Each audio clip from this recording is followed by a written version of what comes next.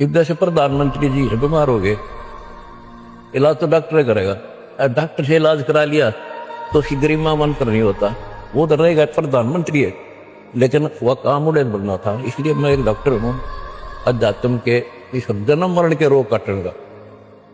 गरीबदास जी कहते हैं फिर पीछे तू पशुआ कीजिए गद्दा बैल बनाई के सुंदर भोजन का मन भोरे के कुरड़ी कर लेते। ये तो 2 दिन के चौधरी था, 2 दिन के लाट साहब है, तो कितना बड़ा पद है, और कल मर जा परसों को ना पूछ।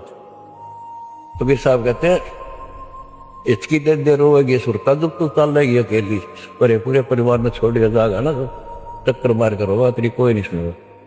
फिर फायदा क्या होगा, इस नाम से आगे खड़ा पाओगा कबीर साहब, अनुबा पकड़ के ले जा छोटो को ये मारा, ये सत्कर मान लो। मैंने झूठ बोलना नहीं सीखा, सच्चा ज्ञान बताया।